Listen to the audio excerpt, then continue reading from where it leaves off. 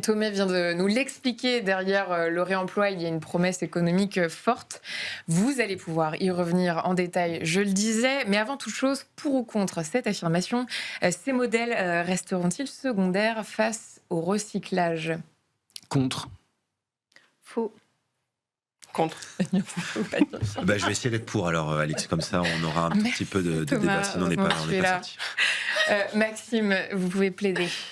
Alors en fait, ma réponse est un peu plus complexe que ça, parce que moi je pense que l'enjeu n'est pas tant de privilégier l'un par rapport à l'autre. L'enjeu, c'est comment est-ce qu'on arrive à combiner les deux, qui sont très complémentaires.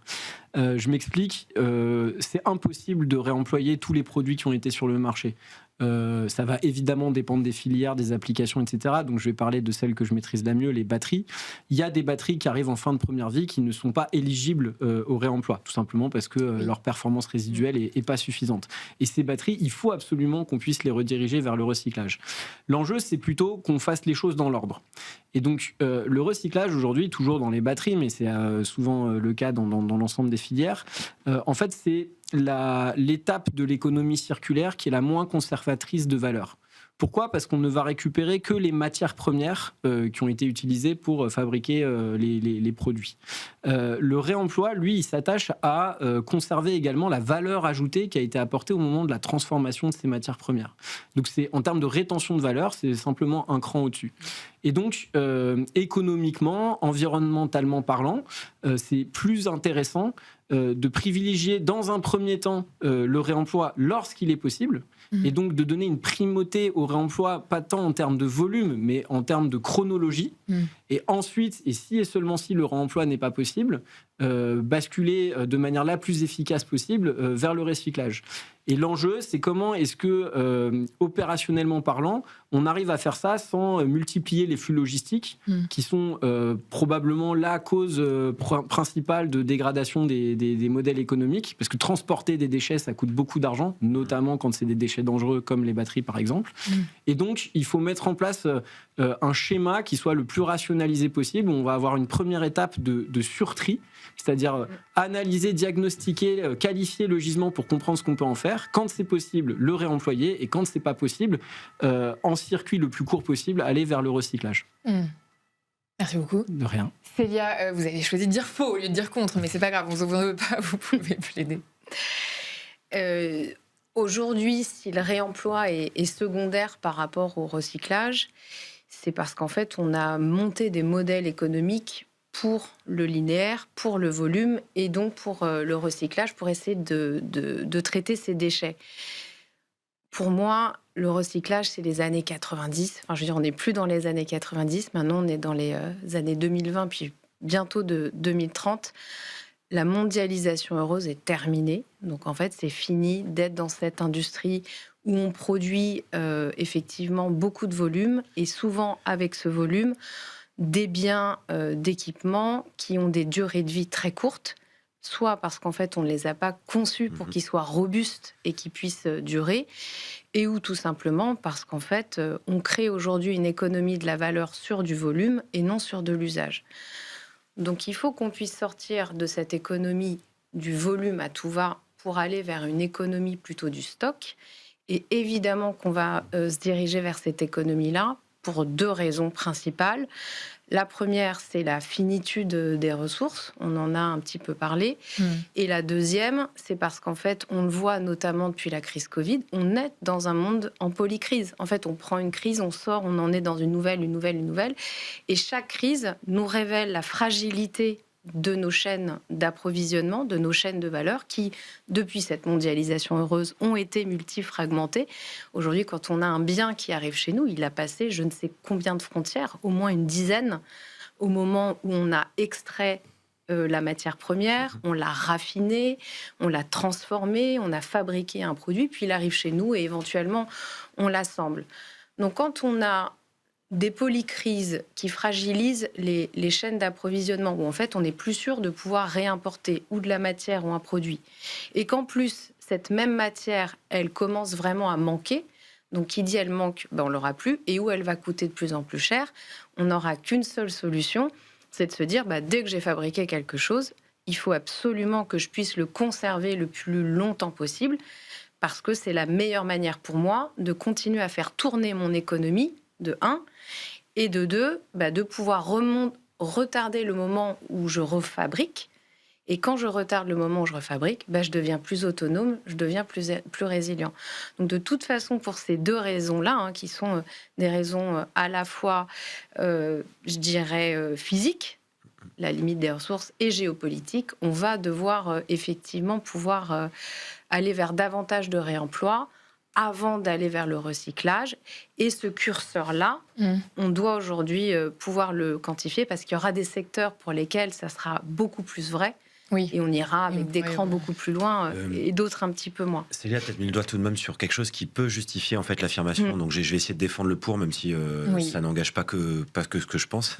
En fait, aujourd'hui, alors même si on est peut-être resté coincé dans les années 90, la façon dont tout cela est perçu fait que globalement, je doute fort qu'on arrive à aller tout de suite vers une attraction, une attirance, etc. assez forte, notamment côté consommateur. Oui, sur l'économie du reconditionné, de la réutilisation. Et en même temps, quelque chose de dramatique, parce que si c'est les années 90, aujourd'hui, on a quand même encore peu de gens qui sont vraiment capables de bien faire le tri des déchets qu'ils génèrent, et y compris dans le monde de l'entreprise. Donc même si ça a 30 ans, on est encore très loin d'avoir atteint un niveau de capacité collective à bien faire du recyclage. Par la contrainte, on y arrivera, sans doute, et peut-être de plus en plus vite compte tenu de ces polycrises, mais à court terme, j'ai peur qu'on n'y arrive pas suffisamment. J'espère qu'on va y arriver suffisamment. Et des standards évoluent, il y a des cadres réglementaires, il y a des travaux d'envergure qui sont menés pour structurer et donner envie à des filières de se mettre en mouvement. Il y a aussi des certifications qui s'organisent autour de ces sujets-là. Moi, je pense là à l'évolution récente sur Bicorp, où on a une thématique d'impact dédiée à la circularité et aux ressources, qui va pousser tous les acteurs à la fois à s'organiser sur leur propre chaîne de valeur, mais aussi à mener des actions collectives en tant que communauté pour faire évoluer plus largement des industries. Et donc, pour toutes ces raisons-là, j'ai espoir que ce que évoque Célia arrive plus vite que prévu. J'ai peur que, autrement que par une contrainte très forte, qu'elle soit géopolitique ou autre, ce soit difficile. Émilie. Je pense que les contraintes nous font avancer plus vite, donc on va plus les opportunités du coup. Je pense que s'orienter plus facilement vers le recyclage aujourd'hui, c'est une solution de facilité et qui nous dédouane d'acheter plus. Et donc c'est pour ça que j'ai répondu contre. Et je vais m'appuyer sur la filière textile qui s'appuie sur le réemploi de seconde main depuis plus de 40 ans avec le Relais et Emmaüs, et qui a prouvé qu'en faisant durer un usage, on pouvait faire vivre le réemploi sur des modèles économiques ou des modèles associatifs qui pouvaient vivre uniquement avec ces recettes-là. Donc aujourd'hui, la filière textile est éprouvée parce que la quantité mise sur le marché et la qualité qui diminue de ce qui est mis sur le marché fait que c'est beaucoup plus compliqué de faire du réemploi. Donc quand on appelle seconde main, autant il y a peut-être 10 ans ou 20 ans, on avait une seconde main, une troisième main, une quatrième main, où aujourd'hui, on a à peine une première main. Et donc, les vêtements que l'on reçoit dans un centre de tri, s'ils ne peuvent pas être du réemploi, ils vont directement vers le recyclage, on pourrait se dire, OK, ils servent quand même à quelque chose, tant mieux. Soit. Sauf qu'aujourd'hui, la filière française de recyclage, en tout cas en France, beaucoup de monde, et en Europe, beaucoup de monde cherche à recycler du textile, c'est pas encore totalement abouti, et ça coûtera infiniment plus cher que ce que fait le réemploi. Et donc, d'aller chercher des solutions de réemploi, de proximité, et de changer cette notion d'usage pour que la durabilité soit notre réflexe premier, c'est vraiment ce qu'on met en avant. Demain, oui, il y aura plus de place au recyclage sur le textile, encore faut-il que lorsqu'on achète un textile, il soit, on peut dire, éco-conçu, ou en tout cas conçu facilement, disons, parce que quand vous avez 5 matières différentes dans un article, il a, à date, peu de chance ou pas de chance d'être recyclé. Donc acheter un 100%, sachant qu'aujourd'hui, en tout cas, les professionnels du recyclage sollicitent des matières à 100% pour qu'elles soient recyclées. Oui.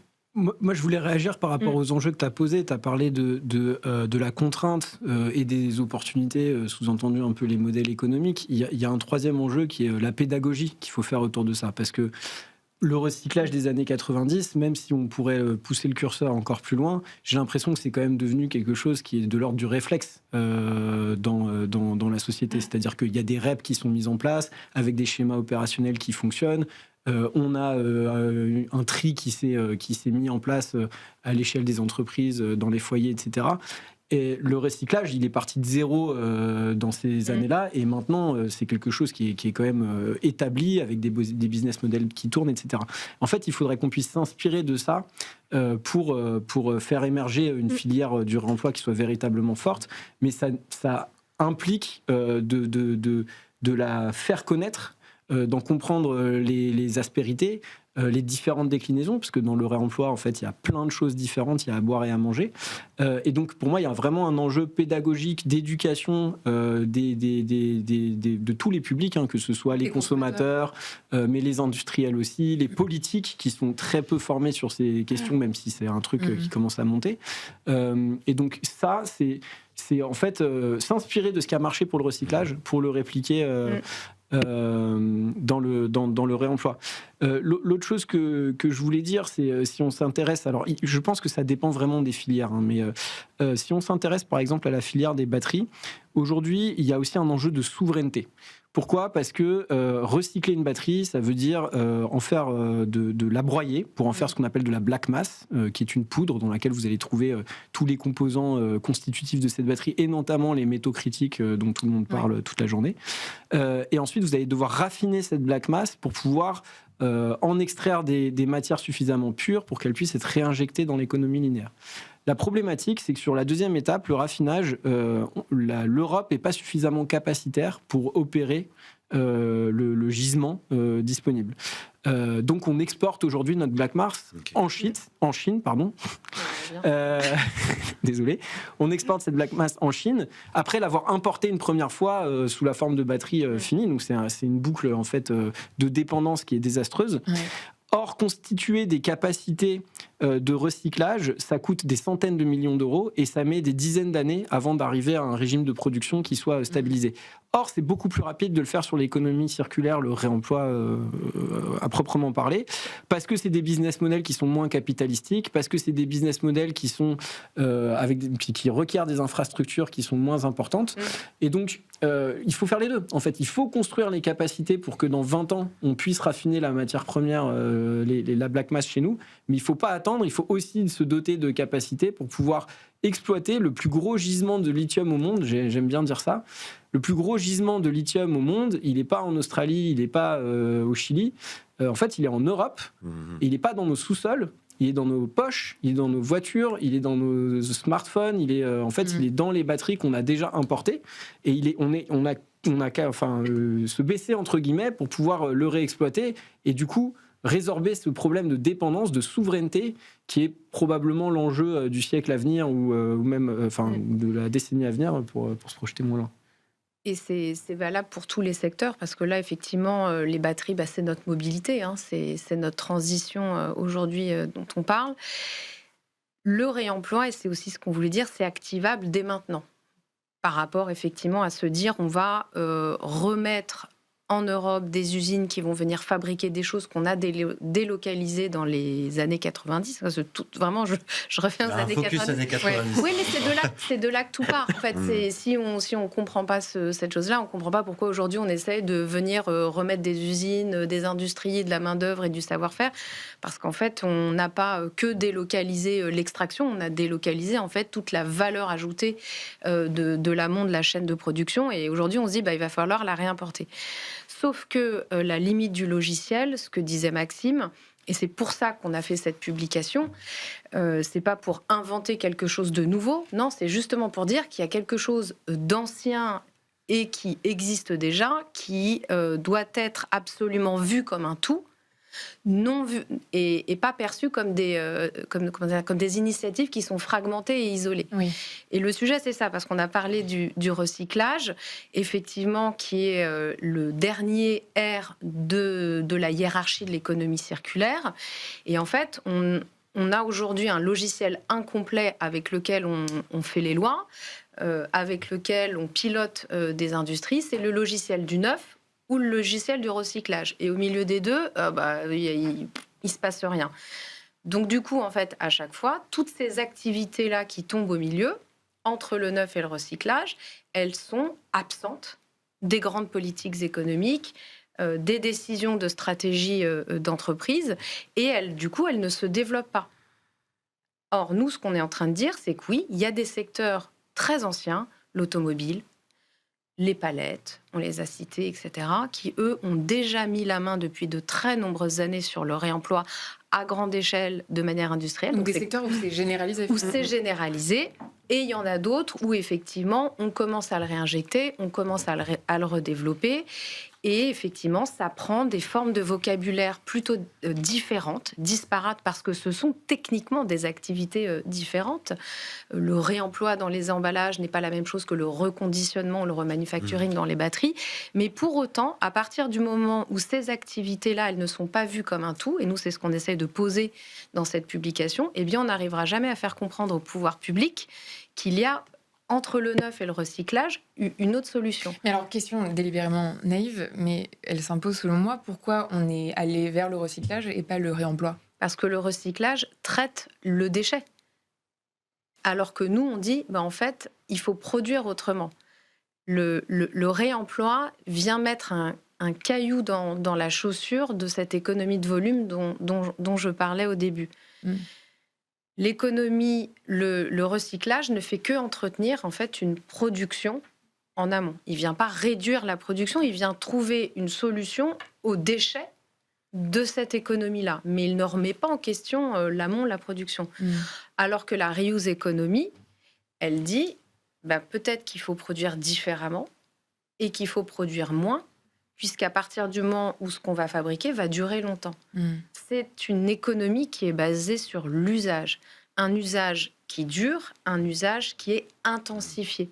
Et donc, mécaniquement, on produit moins. Et quand on produit moins, on met un caillou dans la chaussure de cette économie dans laquelle on vit depuis longtemps. Mais de toute façon, on va devoir faire cette cure d'amaigrissement. Donc, moi, ce que je dis, c'est que cette cure d'amaigrissement, et on l'a dit pour les 2 raisons du début, autant l'anticiper pour faire en sorte qu'elle soit la moins douloureuse possible. Et on va déplacer notre économie où on crée de la richesse sur du volume, plutôt sur l'usage. C'est ça, en fait. Et on peut le ramener à c'est l'économie de la main-d'œuvre. On peut le ramener peut-être à quelque chose une espèce de métaphore qui peut vraiment concerner tout le monde. C'est ce qui a donné naissance en fait aux bouteilles en plastique ou aux canettes en aluminium. En fait, c'est une économie qui est quand même basée sur une espèce de paresse généralisée. Et qui veut que c'est beaucoup plus simple d'acheter un contenant qu'on va balancer tout de suite après l'avoir utilisé. Il y aura une durée de vie de 20 secondes. Et d'ailleurs, avoir les pubs à l'époque où tout ça a été créé, c'est absolument hallucinant. Ce sont des gens qui, en fait, qu'on incite à jeter dans la nature le contenant de ce qu'ils ont bu. Et aujourd'hui, le sujet, c'est qu'il faut mettre tout le monde à la gourde. Alors, c'est parfois un peu plus contraignant. Il faut aller la recharger soi-même. Mais si on arrive à le faire, si on développe un affect pour cet objet et qu'au final, on génère X millions, milliards de moins de bouteilles, on aura tous gagné à la fin. Mais le consommateur, il n'est pas, je sais pas comment dire, il n'est pas feignant. C'est-à-dire qu'en fait, on est venu. Non, mais il a été déresponsabilisé dans son acte de consommation. On a voulu rendre pratique à un moment donné, effectivement, le geste conso, mais le conso, il n'a jamais demandé à ce qu'on lui produise autant de choses. Non, bien sûr. Après, on a créé le désir par le marketing. Oui, il y a quand même un point de désirabilité. Mais si on arrive à mettre en place les bonnes infrastructures, le bon parcours client, le bon prix, la bonne offre, il n'y a aucune raison que ça ne marche pas. Nous, on vient de faire une étude comportement consommateur sur le vrac, le réemploi des emballages. Il y a un chiffre qui m'a vraiment interpellée, c'est que 91% des Français gardent les emballages de leurs colis chez eux, donc ils les stockent, ça prend quand même pas mal de place, personne ne leur a demandé de le faire, et ils les gardent pour les réutiliser pour un prochain colis.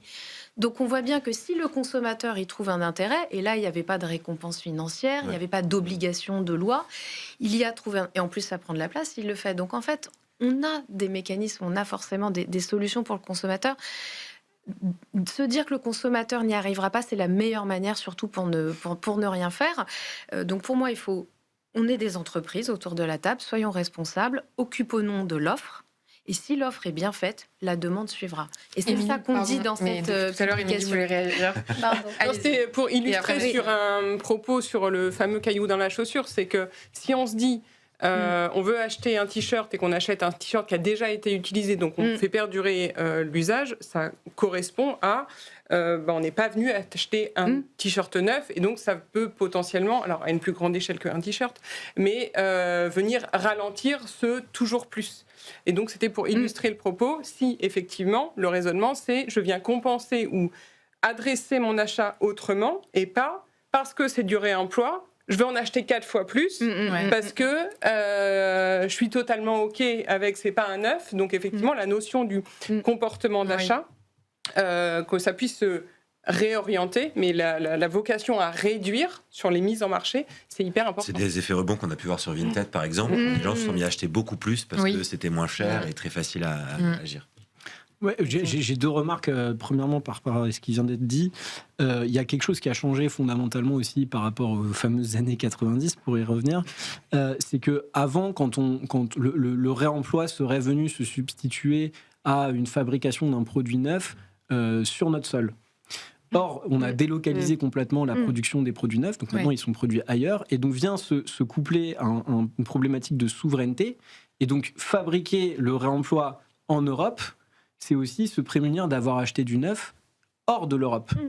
Et donc c'est là où maintenant il y a un alignement quelque part de ces intérêts, là où c'était pas forcément le cas avant.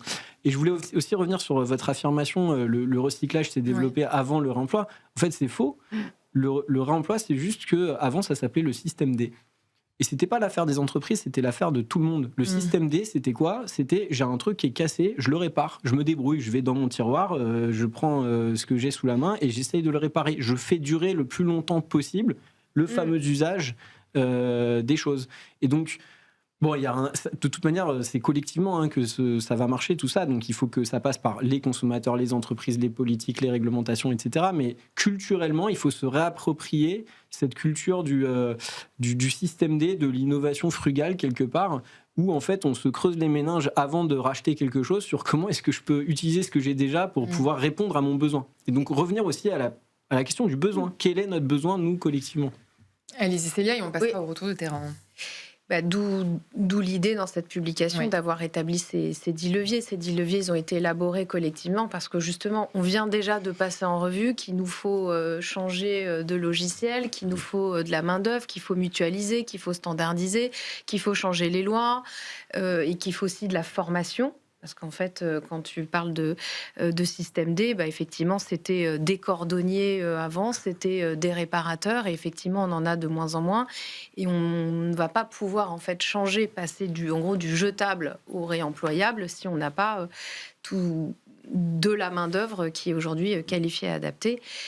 Et oui, le réemploi activable immédiatement, c'est une économie de la main-d'œuvre. On le disait, donc c'est vraiment des emplois qu'on met ici. C'est aussi relocaliser de la production au niveau du territoire. Et ça permet aussi de raccourcir les délais. Parce que quand tout est déjà sur notre sol et qu'on n'a pas besoin de refabriquer à l'autre bout du monde avec aujourd'hui tous ces aléas de délai, et en fait, réemployer sur notre sol, ça permet de réduire les délais. Donc en fait, on a vraiment une économie à meilleur flux et plus optimisé. Plus robuste. Et plus robuste. Argument de vente numéro 1. Non, chez nous, en ce moment, c'est vraiment résilience de la supply chain. C'est le maître mot de nos clients, c'est-à-dire maîtriser leur chaîne d'approvisionnement, raccourcir les cycles, etc. Donc, je rejoins tout à fait. Et on l'a dans l'emballage, nous, aujourd'hui. On pense que l'emballage, c'est juste de la conso, mais en fait, l'emballage, c'est ce qui a permis de faire du commerce mondialisé. Parce que le produit ne se télétransporte pas d'un point A à un point B. Donc, qui dit plus d'emballage, dit plus de commerce. Et donc, on a tout qui est à l'arrêt. Là, on le voit en ce moment. Blocage du détroit d'Ormuz, plus de pétrole, plus de plastique. Et qu'on aime ou pas le plastique, en tout cas, aujourd'hui, il est omniprésent, notamment dans les emballages. Et donc là, on commence à avoir, du point de vue des producteurs, une rupture d'approvisionnement. Qu'est-ce qu'on fait quand on fabrique un emballage? Si on le réutilise, on peut toujours reconditionner un produit dedans. Et donc, on est effectivement plus résilient. Donc, en fait, ça touche tous les secteurs de l'économie. Restez avec nous, chers invités. On passe au retour de terrain.